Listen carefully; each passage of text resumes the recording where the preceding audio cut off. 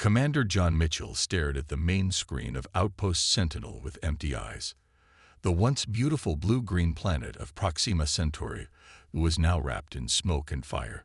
3 days ago, it had been home to 2 million colonists. Now, he didn't know how many were left alive. "Sir, we've lost contact with New Haven City," said Lieutenant Paul Rogers. His voice was steady, but his hands trembled as they moved across the control panel. John nodded. New Haven was the last major settlement they had communication with. Now there was nothing. "What about the defense fleet?" John asked, though he already knew the answer. "Gone, sir. The last destroyer was taken out an hour ago." The observation station's crew of 15 people worked in near silence. Only the beeping of equipment and occasional whispered words broke the heavy quiet. They all knew what the silence meant.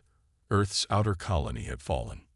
The XR-CAF ships moved like dark shadows against the stars. Their vessels were huge. The smallest was bigger than Earth's largest battleship. They looked like giant insects made of metal, with sharp angles and glowing purple energy weapons. For months, these alien ships had pushed through human space, destroying everything in their path. "Commander, they're hailing us," said Communications Officer Susan Miller. Her red hair was tied back in a messy ponytail, and dark circles showed under her eyes. None of them had slept much since the attack began. "Put them through," John said, straightening his uniform jacket. He wouldn't show fear to the enemy. The screen flickered, and XR-CAF commander appeared. The alien had 4 arms, a hard exoskeleton that shimmered with a greenish tint, and compound eyes that reminded John of a fly's. Its mandibles clicked as it spoke, the translation coming through the station's speakers. "Human station, your world has fallen. Your forces are defeated. Surrender now and your deaths will be quick." John clenched his jaw. "This is Commander John Mitchell of Earth Space Force. We are a scientific outpost, not a military target." The alien made a sound that might have been laughter. "All humans are targets. Your species has been judged and found wanting. You are weak. You will be forgotten." The screen went dark. "They've launched fighters," warned Security Chief Frank Wallace.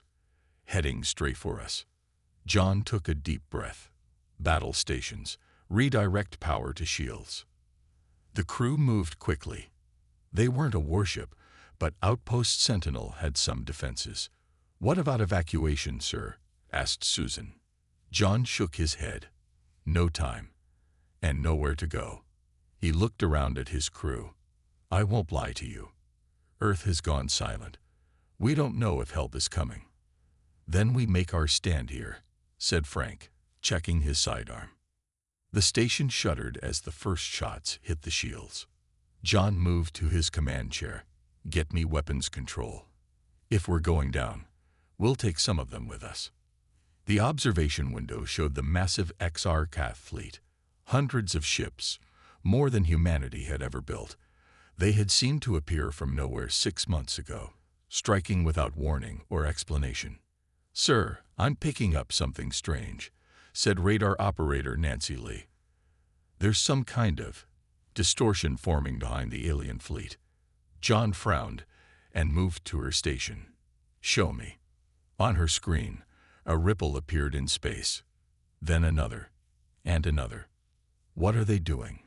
John wondered aloud. The ripples grew, turning into swirling blue circles. Wormholes. But the XR-CAF ships were turning to face them now, their formation changing from attack to defense. This wasn't their doing. "Sir," Susan called out, "I'm receiving a transmission. It's using Earth military codes." John rushed back to the main screen as it flickered to life. The face that appeared made his heart stop. Admiral Karen Ellis, Earth Fleet Command. Her expression was grim but determined. "Commander Mitchell, hold position. Help has arrived." Behind her, John could see a command bridge filled with officers in uniform. "Admiral, we thought Earth was." "Earth stands, Commander. And so will humanity." The first ships emerged from the wormholes. Sleek, silver vessels with the Earth Alliance emblem clear on their hulls. Not just one or two. Dozens. Then hundreds.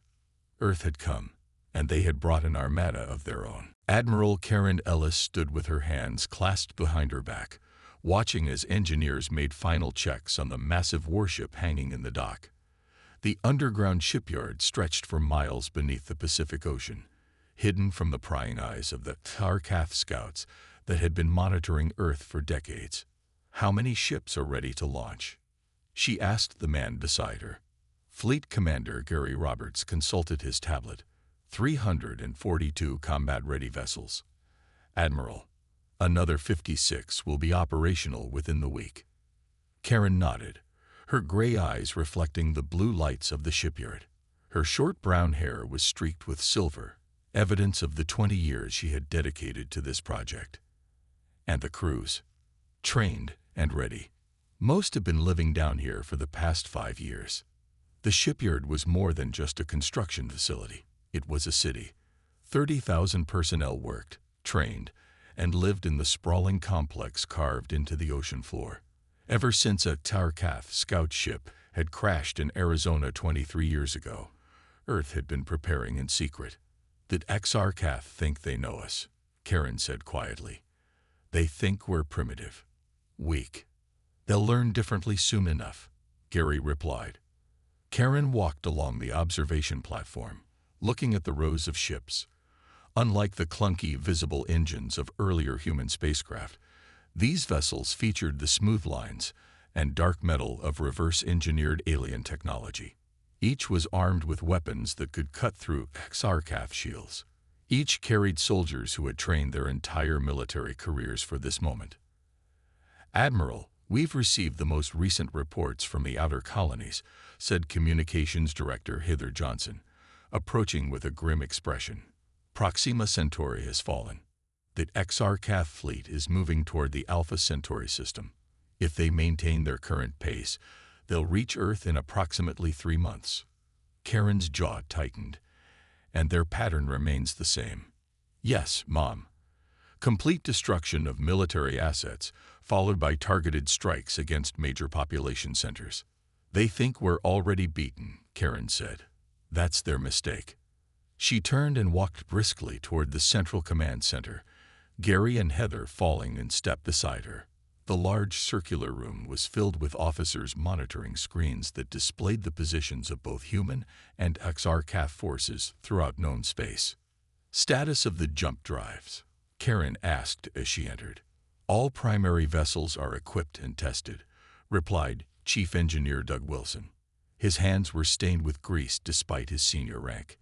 He preferred working alongside his engineers to sitting in an office. "The technology adapted from the crashed ship works perfectly. We can open stable wormholes large enough for 15 ships to pass through simultaneously." Karen nodded and turned to address the room. The chatter died down as people noticed her stance. "I just received word that we've lost Proxima Centauri, 2 million colonists." She paused, letting the weight of those numbers sink in. "That Xarkath believe they are witnessing the fall of humanity. They believe we are running scared." She walked to the central holographic display, which showed the Xarkath fleet surrounding the now-burning colony world. "We have monitored. We have prepared. We have waited." She looked around the room, meeting the eyes of her officers. "The waiting ends today." She pressed a button on the display console. "All ships, this is Admiral Ellis. Launch sequence initiated. I repeat, launch sequence initiated." Throughout the massive underwater base, warning klaxons began to sound. Dock workers cleared the launch bays. Crew members rushed to their ships. "First target?" asked Gary. "Proxima Centauri," Karen replied without hesitation. "We have an observation station still holding out there. Commander John Mitchell and his crew. They've been fighting a hopeless battle for days, believing they're alone." She smiled grimly. "Let's show them, and that Xarkath, that Earth remembers its own." Above the hidden base, the Pacific Ocean began to churn. Massive doors hidden beneath artificial reefs slid open. One by one, Humanity's secret fleet rose from the depths, their dark hulls gleaming in the sunlight for just moments before they accelerated upward. In orbit, the few XRCAF observation vessels had only seconds to register the unexpected launches before the first wave of Earth ships opened fire. The alien scouts never had a chance to warn their fleet. Earth was coming, and it was bringing war. Captain Daniel Wright felt the familiar pull in his stomach as the U.S. Defiant emerged from the wormhole. The blue swirl of energy collapsed behind his ship, followed by 11 more flashes as the rest of his battle group arrived. All ships accounted for, Captain, reported his second-in-command, Commander Jack Lewis. No transit damage. Daniel nodded, his eyes fixed on the main view screen. Ahead of them lay the burning world of New Mars, the second human colony to fall to the XRCAF. The red planet was now shrouded in black smoke where its 3 main cities had stood. Enemy vessels? Daniel asked, his voice calm despite the anger he felt at seeing another human world in ruins. Lieutenant Lisa Peterson, his tactical officer, studied her readouts. Her fingers moved quickly across the glowing panel. 27 XRCAF ships in orbit, Captain. Mostly smaller vessels. Their main fleet appears to have moved on already. She looked up, her brown eyes sharp. They aren't in battle formation. I don't think they're expecting us. Daniel allowed himself a small smile. Then let's make our introduction memorable. Weapons status. Railguns charge. Missile bays loaded. Shields at full strength, Lisa reported. Daniel stood from his command chair and straightened his dark blue uniform. At 42, he was younger than most captains, but he had earned his position through 15 years of distinguished service. Open a channel to the battle group, he ordered. Jack nodded. Channel open, sir. Daniel looked at the small camera mounted on his view screen. This is Captain Wright. You all know our mission. That XRCAF believe humanity is finished. Today, we prove them wrong. Our goal is to eliminate their presence at New Mars and secure the colony for relief ships. Remember your training. These aliens have never faced an enemy who fights back after the first punch. We have surprise on our side, but that won't last long. Right out. He turned to Lisa. Target the 3 largest enemy vessels. Order the courageous and the relentless to target the enemy's communication ships. Targets locked. Lisa confirmed seconds later. Daniel took a deep breath. Fire. The Defiant shuddered slightly as its main railguns launched projectiles at near-light speed. On the view screen, Daniel watched as bright streaks of energy shot out from his ship, followed by similar flashes from the other Earth vessels. The XRCAF never had a chance to raise their shields. The first volley tore through 3 of their largest ships, sending them spinning with massive holes punched clean through their hulls. The second volley targeted their engines, leaving them drifting helplessly. Enemy is responding, Lisa called out. They're raising shields and charging weapons. Evasive pattern Delta, Daniel ordered. All ships, break formation and engage your assigned targets. The bridge crew worked with practiced efficiency as the Defiant banked hard to starboard, narrowly avoiding a purple energy beam from one of the alien ships. Return fire, all weapons, Daniel commanded. The ship vibrated again as railguns, missiles, and energy weapons all fired at once. On the tactical display, Daniel watched as the 12 Earth ships weaved between the larger, slower XRCAF vessels. Sir, the Dauntless is taking heavy fire, Jack reported. Daniel nodded. Order the Intrepid to provide cover. Launch fighter squadrons to draw off some of their point defenses. Small fighter craft poured from the Earth ships, swarming around the XRCAF vessels like angry bees. The alien ships, designed to fight other large vessels, struggled to track the nimble fighters. Enemy communication ship destroyed, Lisa announced triumphantly. They can't call for reinforcements now. Daniel watched as another XRCAF vessel exploded, its reactor core breached by Earth missiles. Sir, said Communications Officer Ben Howard, we're receiving transmissions from the surface. There are survivors down there. colonial defense forces holding out in underground bunkers. Daniel felt a surge of hope. Tell them help is coming. And get me Admiral Ellis. Minutes later, Admiral Ellis's face appeared on his screen. Captain Wright. Report.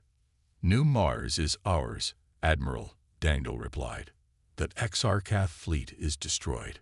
We have confirmed survivors on the surface. For the first time in months, Daniel allowed himself to believe that humanity might actually win this war. Fleet Commander Vexthal stood before the holographic display, his 4 arms crossed in front of his chinless chest. The display showed the remains of his forces at New Mars, now just floating debris where 27 ships had been. His compound eyes reflected the red emergency lighting of his command chamber. Impossible. He clicked through his mandibles. They were primitive, scattered, broken. His second-in-command, Sub-Commander Krillvex, approached cautiously.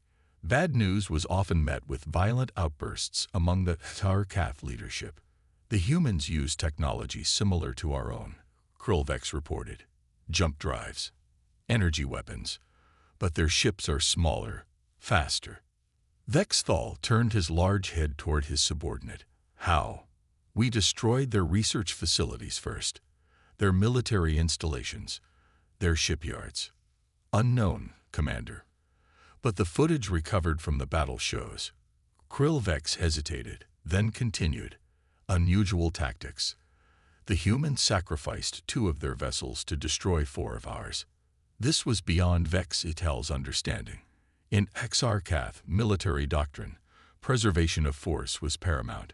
Ships were never sacrificed. Crews were never expendable. Show me, he ordered. The holographic display changed to show the battle. Vexthal watched as a human vessel, already damaged and venting atmosphere, deliberately changed course to collide with a Exarchath cruiser. Both ships exploded in a massive fireball. Minutes later, another human ship did the same. The Supreme Hierarchy demands answers, Krillvex said. They expected the human territories to be secured by now. Vexthal clicked his mandibles in frustration. The Supreme Hierarchy, the ruling council of the Exarchath Empire, did not tolerate failure. Adjust our battle formations, Vexthal ordered. All ships must maintain distance from human vessels. They are irrational. Hundreds of light years away, Major Stephen Clark floated silently in the darkness of space. His stealth suit blended perfectly with the void, its surface absorbing all light. 5 other shapes floated nearby, his special operations team. They had been launched from the U.S. Shadow 2 hours earlier, using tiny thrusters to maneuver toward the captured Exarchath command vessel. The massive ship hung in space like a giant metal insect, its purple lights pulsing along its hull. Approaching entry point, whispered Sergeant Linda Martinez through their secure comm channel. 30 seconds. Stephen checked his weapon one last time. The compact rifle was loaded with special ammunition designed to penetrate Exarchath exoskeletons. Remember the mission, he said quietly to his team. We get in, access their central computer, download their battle plans, and get out. No heroics. What if we run into resistance? Asked Corporal Jeff Brown. Then we introduce ourselves properly, Stephen replied grimly. The team reached the hull of the alien ship. Linda attached a small device to the metal surface. It glowed briefly, then burned a silent hole through the hull. One by one, they slipped inside.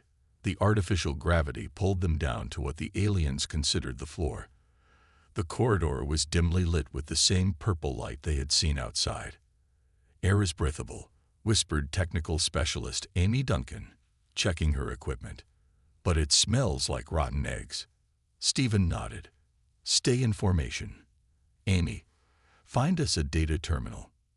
They moved silently through the corridors of the alien ship. Twice they had to duck into recesses as Exarchath crew members walked past, the aliens completely unaware of the human infiltrators. Finally, they reached what appeared to be a control room. 2 Exarchath technicians worked at curved consoles. Stephen gave a hand signal. Jeff and Corporal Henry Wilson raised their weapons and fired. The special rounds hit the aliens in the joints of their exoskeletons, dropping them instantly without a sound. "Amy, get to work," Stephen ordered. "We have 5 minutes before someone notices they're not responding to check-ins." Amy moved to the alien console, connecting her portable computer to its interface. Lines of alien code scrolled across her screen. "I'm in their network," she said after a tense minute. "Downloading tactical data now." Stephen kept watch at the door, his weapon ready. "What are we looking at?" Amy's eyes widened as she looked at her screen. "Sir, this is more than battle plans. They're afraid. Look at these internal communications." Tevin glanced at her screen. The translated text was clear. The Supreme Hierarchy was demanding explanations for the human resistance.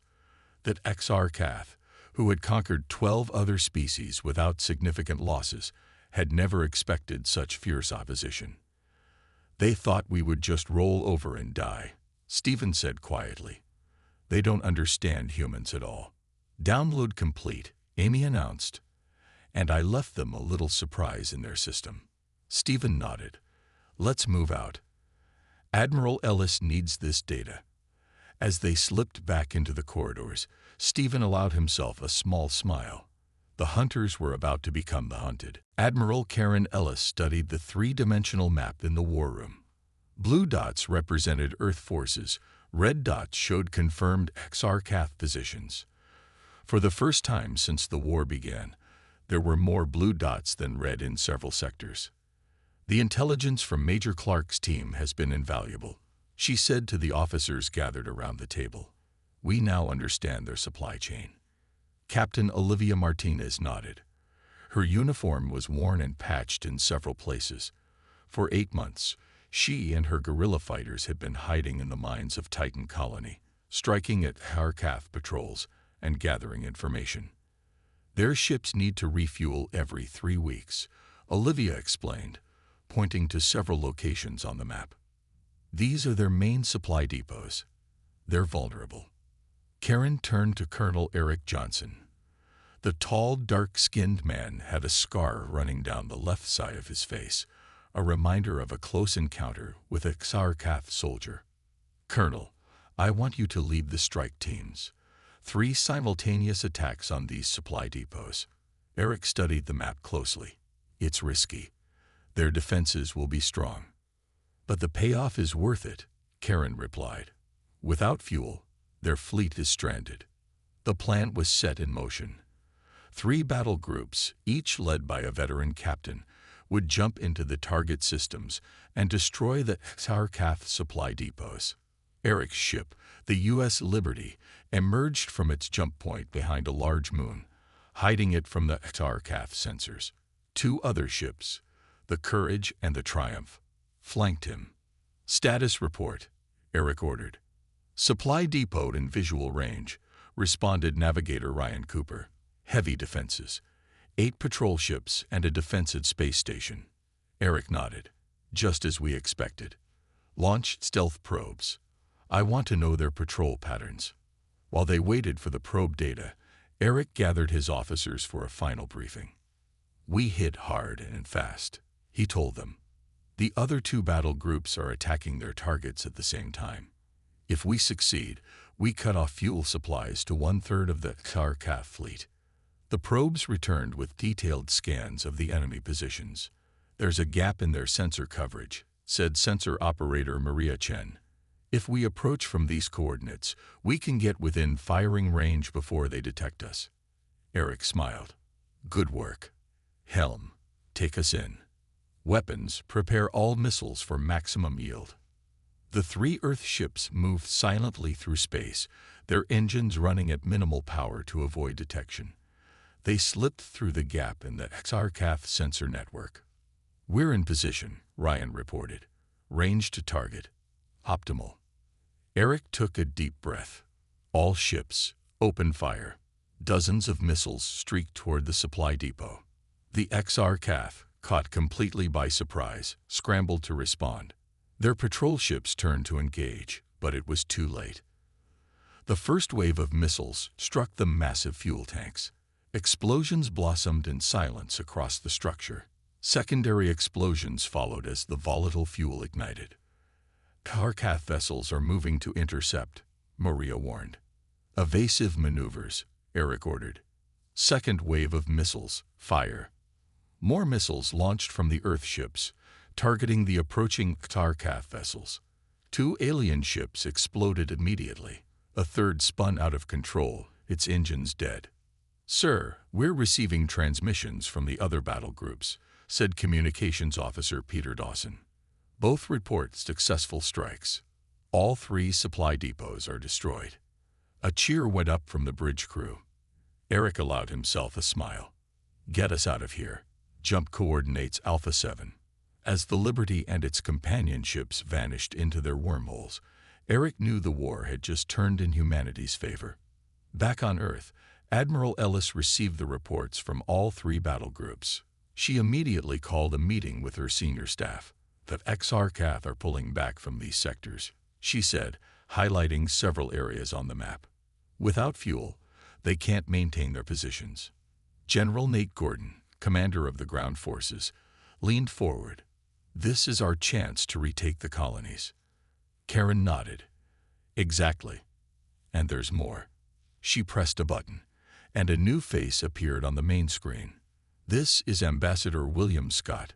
He's been making contact with other species who have suffered under Karkath rule." The distinguished man on the screen smiled grimly.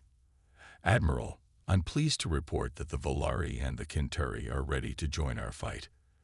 They've been watching our successes, and they want to be part of the alliance."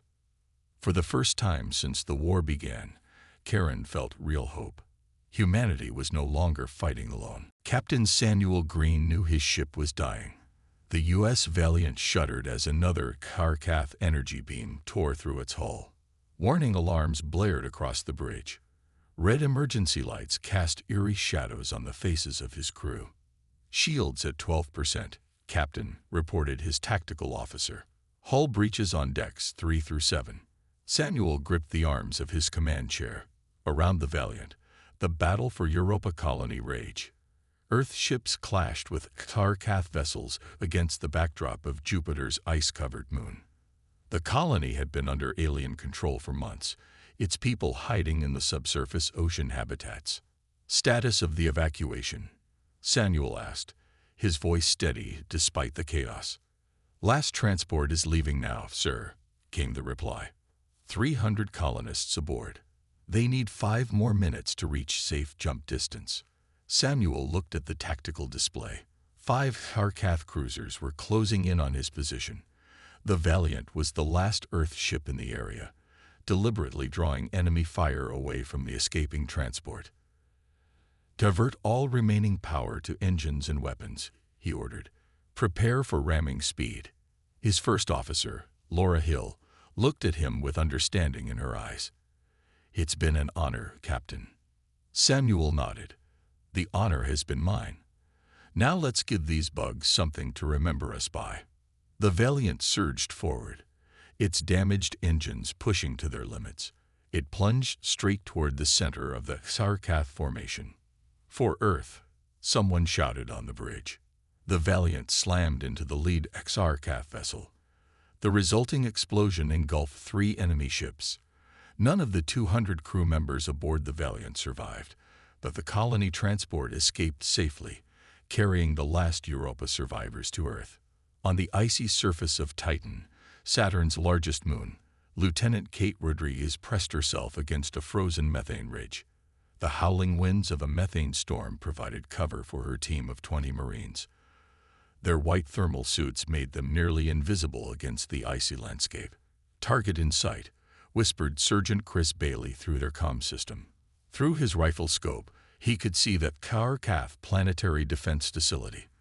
The alien structure stood out starkly against the icy terrain, its purple lights pulsing. Kate checked her equipment one last time. "Remember the plan. Team Alpha takes out the guards. Team Beta plants the charges on the shield generator. We have 30 minutes before the fleet arrives." The Marines moved like ghosts through the storm. The Karkath, uncomfortable in the extreme cold, had few guards outside the facility. Those they did have were quickly eliminated by silent shots from Team Alpha. Kate led Team Beta to the main shield generator. The massive device protected the entire XRCAF base from orbital attack. As long as it remained operational, Earth ships couldn't provide support. "Charges set," reported Corporal Jake Foster after several tense minutes. "Timer activated. Fall back to extraction point," Kate ordered. They had moved only 100 meters when the alarm sounded. A screeching wail cut through the howling storm. "They'd spotted us," Chris shouted. Purple energy beams sliced through the methane clouds. 2 Marines fell immediately. "Keep moving," Kate commanded. "The charges blow in 3 minutes." They ran through the blizzard, the wind whipping at their suits. Behind them, XRCAF soldiers poured from the facility, firing wildly into the storm. Kate felt a burning pain as an energy beam grazed her shoulder. She stumbled but kept running. The extraction point was just ahead, a small ridge where they could take cover from the blast. "Down," she yelled as they reached it. Her team dropped to the ground just as the charges detonated. The explosion lit up the dark Titan sky. The shield generator disappeared in a ball of fire, taking half the XRCAF facility with it. Without its shields, the base was now vulnerable to orbital bombardment. Kate activated her long-range communicator. "Rodriguez to U.S. Orion. Shield is down." "Repeat, shield is down. You are clear to engage." Minutes later, Earth ships appeared in the sky above Titan. Their weapons rained down on the remaining XRCAF structures. Back on Earth, Admiral Ellis studied the latest casualty reports. The numbers were staggering. Over 20,000 human soldiers and sailors dead in the past month alone. The U.S. Valiant was just the latest ship to be lost with all hands. "The death toll is too high," said General Gordon grimly. "The public is asking questions." Karen set down the report. "Every loss is tragic, but hesitation now would mean extinction later." She looked up at the star map showing human territory gradually being reclaimed. "We push forward. We honor their sacrifices by winning this war." Commander John Mitchell still found it hard to believe he was alive. 3 months ago, he had been prepared to die on Outpost Sentinel. Now he stood in Admiral Ellis's war room, looking at data stolen from the XRCAF network. "Their entire fleet operates on a neural link command structure," explained Dr. Alan Cooper. The scientist pointed to a complex diagram on the main screen. "Every ship is connected to their central hub in the Theta Reticuli system. It's how they coordinate such large-scale attacks." John studied the diagram. "And if we disrupt this hub, their ships would lose formation coherence," Alan replied. "They'd be forced to operate independently, without the tactical advantages of their hive mind." Admiral Ellis nodded slowly. "This could be the key to ending the war." She turned to John. "Commander, I'm giving you command of the U.S. Shadow. Your mission is to infiltrate the Theta Reticuli system and upload a virus to their command hub." John felt his heart rate increase. The Shadow was one of the newest ships in the fleet, designed specifically for stealth operations. Its hull absorbed sensor scans, making it nearly invisible. "When do we leave?" he asked. "Immediately," Karen replied. "Dr. Cooper will accompany you to handle the technical aspects. The virus he's designed should cripple their command structure for at least 72 hours. "And what happens during those 72 hours?" John asked. Karen's expression was grim. "The largest space battle in human history." The U.S. Shadow slipped through space like a ghost. Its engines produced no visible exhaust. Its hull radiated no heat. To all standard sensors, it simply didn't exist. On the bridge, John watched as they approached the Theta Reticuli system. Ahead, he could see dozens of XRCAF ships patrolling the space around a massive space station. The station pulsed with purple energy, the command hub they were targeting. "Their patrol pattern is predictable," said Navigator Phil Martinez. "There's a gap in their coverage that occurs every 14 minutes. It lasts for approximately 30 seconds. John nodded. That's our window. We'll need to time this perfectly. Dr. Cooper worked at his console, making final adjustments to the virus. The program is ready, Commander. Once we're in range, I can transmit it through their communication network. John checked the mission clock. 3 minutes until the next gap. Prepare for silent running. The lights on the bridge dimmed as the shadow went into full stealth mode. Even life support systems were reduced to minimal levels to avoid detection. Gap opening now, Phil reported. 29 seconds remaining. Take us in, John ordered. The shadow slipped past the XR-CAF patrols. For a heart-stopping moment, one of the alien ships turned toward them, but then continued on its path. We're in range, Dr. Cooper announced. Beginning transmission. On his screen, lines of code flowed as the virus entered the XR-CAF network. The command hub showed no immediate reaction. How long? John asked tensely. 40 seconds to complete upload, Ellen replied. A warning light flashed on the tactical display. Commander, we've been spotted, called out the sensor officer. 2 patrol ships changing course to intercept. John kept his voice calm. Time to completion. 20 seconds, Allen said, his fingers flying over his console. Prepare for emergency jump, John ordered. The moment the upload is complete, get us out of here. The shadow shuddered as a XR-CAF energy beam grazed its hull. Shields holding at 80%, reported the tactical officer. 10 seconds, Allen counted down. Another hit rocked the ship. 5 seconds. 3, 1. Upload complete. Jump now, John commanded. The shadow vanished into a wormhole just as 3 more XR-CAF ships arrived at its position. Behind them, the command hub's lights flickered, then dimmed as the virus took hold. Thousands of light years away, Admiral Ellis watched from the bridge of her flagship as the largest fleet ever assembled by humanity prepared for battle. Over 500 Earth ships, along with vessels from the Volari and Kentari allies, formed up in attack formation. Her communication officer turned to her. Admiral, message from the shadow. Operation successful. The XR-CAF command hub is compromised. Karen allowed herself a brief smile. Send to all ships. Commence Operation Thunderstrike. As one, the massive Allied fleet jumped toward the heart of XR-CAF territory. The final battle was about to begin. Captain Daniel Wright stood on the bridge of the U.S. Defender, Earth's newest and most powerful flagship. Through the main view screen, he watched as hundreds of ships emerged from wormholes around him. The combined fleet of Earth and its allies filled the space around the XR-CAF homeworld. All ships report ready, Captain, said Lieutenant Lisa Peterson, now his senior tactical officer after her brilliance in earlier battles. Daniel nodded. And the enemy? Their fleet is in disarray. Lisa replied with a hint of satisfaction. Commander Mitchell's virus worked perfectly. Their ships are moving independently, no sign of coordinated defense. Still, the sight before them was intimidating. Over 1,000 XR-CAF vessels surrounded their homeworld. The aliens might be disorganized, but they still outnumbered the human-led alliance. Open a channel to Admiral Ellis, Daniel ordered. Admiral Ellis's face appeared on a side screen. Captain Wright, your battle group will lead the first assault. Target their command ships first. Understood, Admiral, Daniel replied. He turned to his bridge crew. All hands, battle stations. Prepare for engagement. Throughout the massive ship, crew members rushed to their positions. In the fighter bays, pilots climbed into their craft. In the weapons centers, gunners activated their systems. Defender to all ships in Battle Group Alpha, Daniel called.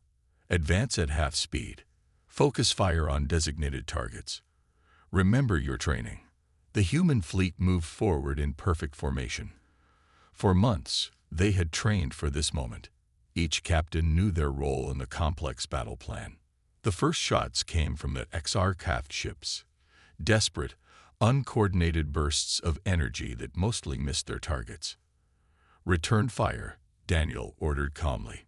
The space between the fleets lit up with weapons fire. Energy beams, railgun projectiles, and missiles crossed the void. The first Car-Caf ships began to explode. On a secure channel, Commander John Mitchell reported from the U.S. Shadow, which had rejoined the fleet. The virus is holding. Their neural link is still down. The battle intensified. Several Earth ships took heavy damage.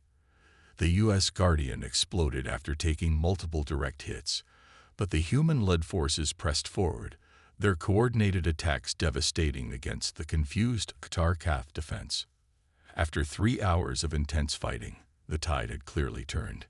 Nearly half the Car-Caf fleet was destroyed or disabled. The rest were falling back to defensive positions around their homeworld.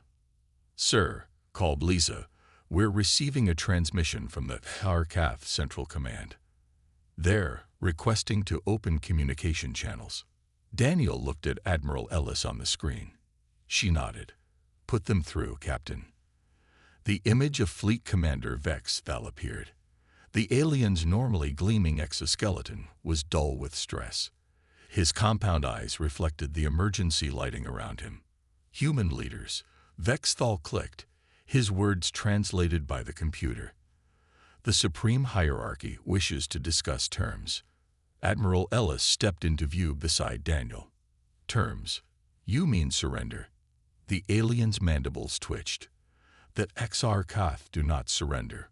We negotiate." "Then here are terms," Karen replied firmly. "Immediate withdrawal from all human territories. Return of all prisoners. Reparations to the colonies you destroyed.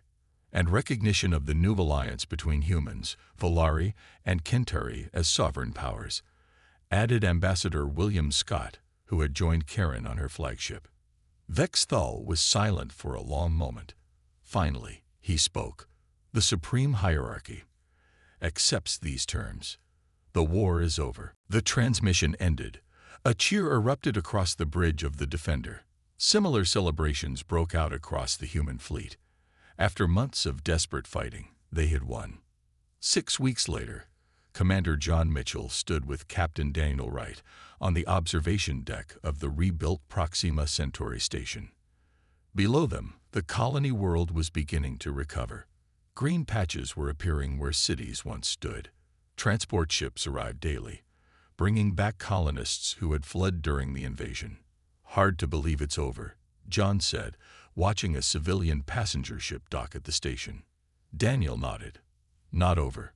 Just beginning." He gestured at the stars visible through the large viewport. "We've proven ourselves out there. Humanity isn't just surviving anymore. We're a power to be respected." John smiled as he saw a family with young children disembarking from the passenger ship. "That's what we fought for. Not just to survive, but to build something better." On Earth, Admiral Ellis stood before the United Nations Assembly. Representatives from every nation applauded as she concluded her speech. "The war tested us as nothing has before," she said, "but we did not break. We did not surrender. When faced with extinction, humanity united and fought back. We reached out to other species and formed bonds that will last for generations." She looked around the hall. "Today we begin rebuilding. But we do so knowing this. We are not alone in the universe, and we are stronger than we ever imagined."